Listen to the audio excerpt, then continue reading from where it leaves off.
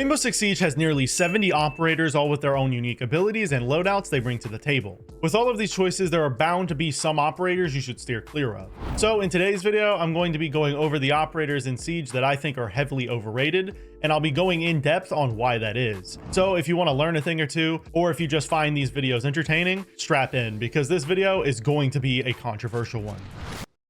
Now, the first operator of the video is actually a dynamic duo, and I would argue they're the two most overrated operators in the game. And these operators just so happen to be Warden and Thorn. After the recent patch giving Thorn the 1.5, she has jumped in pick rate drastically, and she is at least in the top 5 for pick rates now. As for Warden, he has been the most picked operator for a very long time, and the reason for this is the 1.5. Everyone who picks Warden and Thorn is picking them for their 1.5 on the MPX or UZK respectively, and for the deployable shield they have available. Both of these operators' gadgets aren't very good. They don't bring a shotgun to the table, and they are only really being picked selfishly to get kills. When in most situations where you want to pick Thorn or Warden, Frost would bring way more utility, and she still has a 1.5 optic. People just don't pick her because Warden and Thorn have better guns. I guarantee you, if 1.5s didn't exist, both Warden and Thorn would immediately fall off the map, and they would quickly become some of the least picked ops in the game. So I think they are the perfect example of what an overrated operator is. Moving past Warden and Thorn, we have an operator that is overrated for a totally different reason,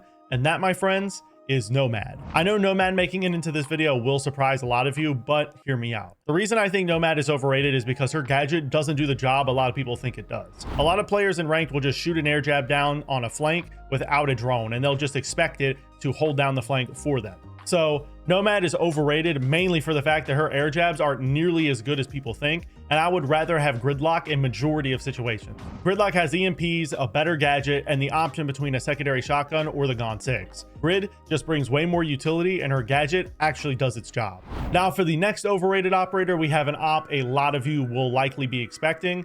That operator is Jackal. Jackal is the most banned attacker in the game right now, and he really doesn't deserve to be up there. Whenever Jackal uses his gadget, he reveals his position to whatever roamer he's tracking, so the roamer that Jackal is trying to hunt down will be expecting him.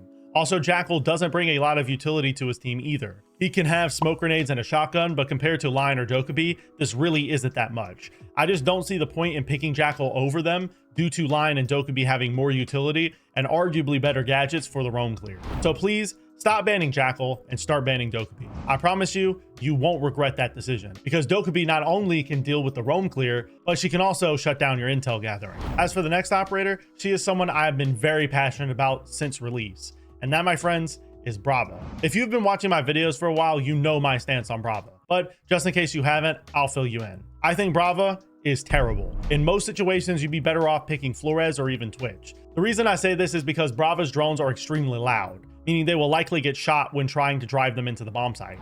But additionally, when hacking a gadget, it also makes a loud noise, allowing the defenders to have time to react. And even if she does somehow manage to hack a defender gadget, it will likely just be shot due to the obvious indication that the gadget is hacked. Meaning that picking Brava is just pointless because it takes longer to deal with gadgets. Her drones are louder, meaning they're more obvious. You don't get any extra utility out of picking her most of the time. And she is also restricted to only being able to deal with electronic gadgets, unlike Twitch or Flores. So trust me when I say that your idea to pick Brava to counter that Aruni isn't going to go the way you think it will. Moving past Brava, we have an operator that was a fan favorite a few seasons ago, but that has now fallen off pretty hard. That operator is none other than Smoke. Now, a lot of you will likely disagree with me on this point, but hear me out. The reason I think Smoke is overrated right now is due to the fact that he needs someone else to bring a shield to be strong.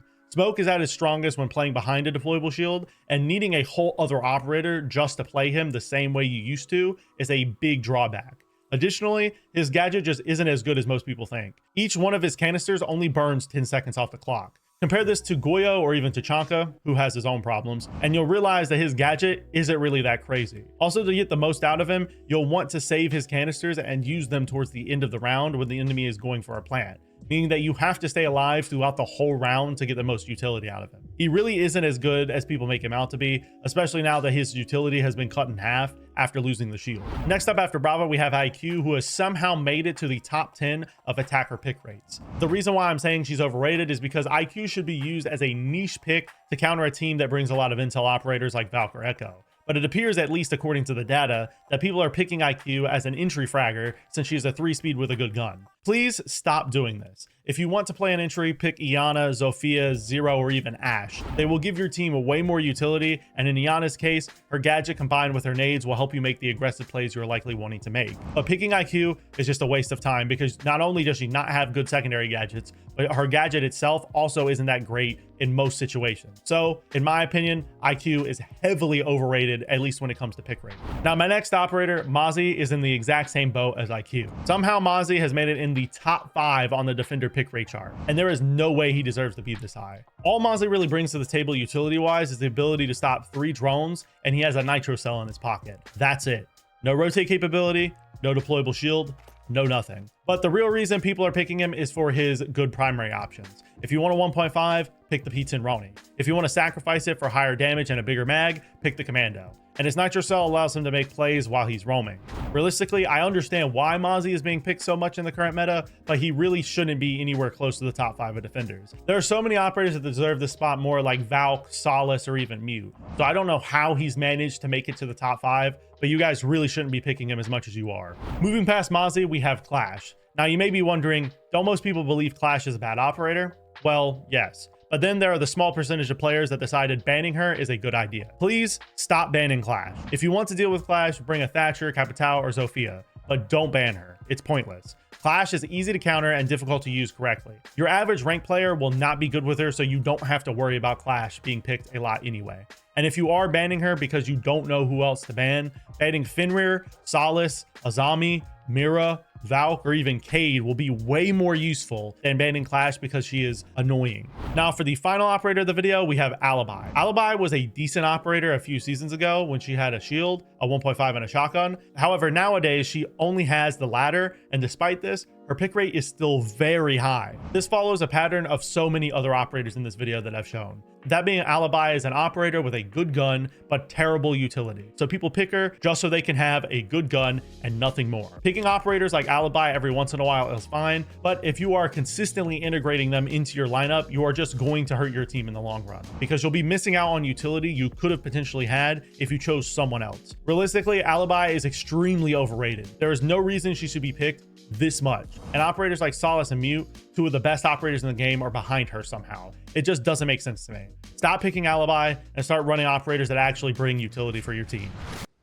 Anyways, that about wraps up today's video. Let me know if you guys agree or disagree with this list in the comments down below. This list was in no particular order, so keep that in mind. I'm not saying some operators are more overrated than others. I just kind of gave my list of all the overrated operators I think there are in the game right now. If you enjoyed today's video, I make Siege content just like this twice a week, so go subscribe to the channel and follow me on Twitter if you don't want to miss the next upload. If you want to see more of me, go follow me on Twitch because I'll be going live roughly 2 hours after this video goes up. And hopefully I'll see you there. Also, if you want to see yourself in new videos or streams, join up in the Discord. I want to get active over there, so don't be afraid to join up. If you want to watch another video just like this one, I'll be popping up on your screen right now where I talk about the best defenders in Rainbow Six Siege. I'll see you next time, friends, and peace.